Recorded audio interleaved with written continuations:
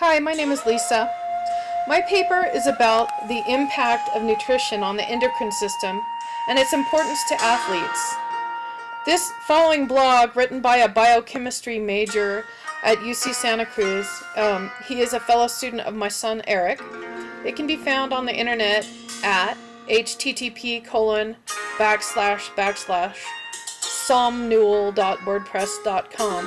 and I'll spell that for you. It's SOMNULE.wordpress.com. The writer goes by the pen name Umbrella Man, and though I know who he is, we will stick with his pen name for this presentation. In it, he writes daily observances that he has made and includes fabulous and interesting photos. His journal entry from just the other day is about a cinnamon roll and its amazing nutritional properties. How's that for good nutrition? This is what he had to say in his blog, and I quote, "I spent the day trying to understand the process by which sugar is torn apart into individual carbons and how every step along the way is designed to extract as much energy as possible. My book assured me that glucose is the only energy source that the brain can use. So this seemed the best study aid available. By now, this roll has been pulled into a trillion pieces, and because of it, I can convey this to you. I've written several different interpretations of entropy here already, but reading about glycolysis and the citric acid cycle made me think of another. Every chemical reaction takes the sugar, or its descendants, just the tiniest step down energetically, and the body tries to get something useful out of each step. The energy in these molecules is always falling, but all of it is going to something meaningful. Life, then, is the art of falling down in the most beautiful and meaningful way possible. You are powered by sugars, which were built by plants using the energy of photons, which fell from the sun, which is powered by intense nuclear reactions between protons. Every step along that process, energy was lost, but every step contributed to something. Nothing in nature is wasted. I think metabolic processes are just not the kind of material that can be taught well in lectures. Biochemistry class couldn't pull me in, but the textbook today was absolutely riveting. End quote. Now I would like to address myself, what the endocrine system is and how our diet has an impact on it, and its relevancy to athletes and their performance.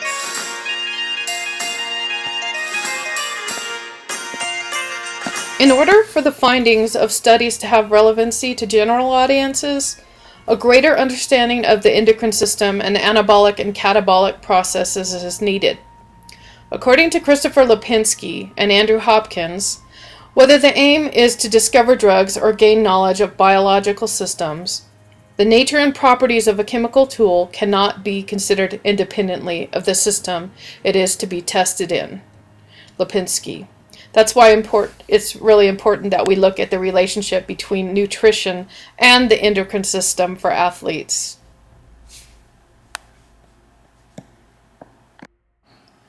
Leonard Crowley's textbook, An Introduction to Human Disease Pathology and Pathophysiology Correlations, 6th edition states, the major endocrine glands are the pituitary, thyroid, and parathyroid glands, the adrenal cortex and medulla, the pancreatic islets, and the ovaries and testes.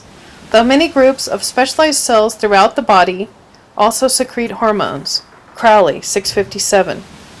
A published study by Cruther and Associates defines the role of the endocrine system with regard to resistance training. The endocrine system plays an important role in strength and power development by mediating the remodeling of muscle protein. Cruther. The remodeling of muscle protein is something that Dr. Morse pointed out is really important to us in our study in this class.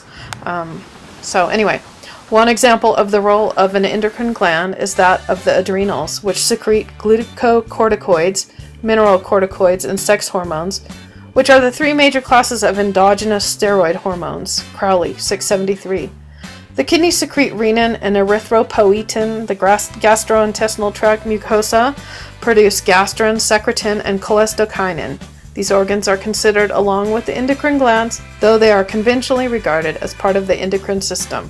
Crowley, 657 to 658. Since I find the concept of women having testosterone, and never would have thought our bodies do produce it by way of ovaries, adrenals, and from the conversion of other androgens, Cruther, I took it upon myself to investigate a bit more. Interestingly, the following article points out the effect of obesity and what it might do to females. So, this is a quote from the source. A recent study found that obese girls have significantly higher levels of testosterone before and during puberty, including the peripubertal phase, than their normal counterparts. The investigation team has discovered that mean concentrations of free serum testosterone in obese peripubertal girls were 2 to 9 times higher than in normal weight peripubertal girls. This difference appeared to be higher during the earlier pubertal stages. High testosterone levels in obese girls were also accompanied by higher insulin concentrations, up to 3 times higher than those of normal weight girls. Higher insulin levels indicate insulin resistance, which makes the girls prone to developing diabetes later in life.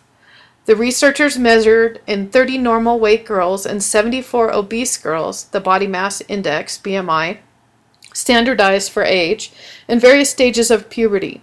The girl's stage of puberty was determined by Tanner breast staging, the standard physical exam measured when used by pediatricians. The early pubertal stages, Tanner 1 to 3, are particularly critical times in a girl's development, since this is when the complex interactions governing the menstrual cycle are being established. Excess testosterone during this time could impact the future reproductive health of women, said the author, Dr. Christopher R. McCartney, though the long-term implications of elevated testosterone during puberty have yet to be established. Along the lines of this topic, and pictured here, is Judith Ambrosini, a diabetic athlete and journalist who is working on her new book, The Sisterhood of Diabetes. So that's something you might want to look forward to looking into. Here's a quote from that. Her insulin-infused engine continues to dance, bike, walk marathons, jog, and play Tai Chi after 49 years of living a good life with type 1 diabetes. She is a former ADA affiliate board member who organized fitness foot walks in New York City's Central Park. She is currently a DESA board member and a contributor to Diabetics. And very worthy of note is the hypothalamus, which is defined here by Wikipedia, the source to go to when you need to start with the basics. The hypothalamus means underchamber. It is a portion of the brain that contains a number of small nuclei with a variety of functions. One of the most important functions of the hypothalamus is to link the nervous system to the endocrine system via the pituitary gland. Hypophysis. In humans, it's roughly the size of an almond. The hypothalamus is responsible for certain metabolic processes and other activities of the autonomic nervous system. It synthesizes and secretes certain neural hormones, often called hypothalamic releasing hormones, and these in turn stimulate or inhibit the secretion of pituitary hormones. The hypothalamus controls body temperature, hunger, thirst, fatigue, sleep, and circadian cycles. Narina Prakash, RN, CPT from the Victoria Wellness Professionals, illustrates the relationships of anabolism and catabolism by stating, catabolic refers to the chemical reactions that take place when complex molecules are broken down into simpler ones. For example, when muscles are strenuously trained, the muscle fibers are damaged. During this process, cortisol is released, which speeds up the breakdown of the tissues. Anabolic refers to the chemical reactions that take place when different molecules combine to form more complex ones. This results in the creation of new cellular material necessary for growth, maintenance, and tissue repair. Anabolic processes refer to the building up of the tissues and organs, hence increased muscle mass. In conclusion, as an athlete, good nutrition is vitally important to the endocrine system.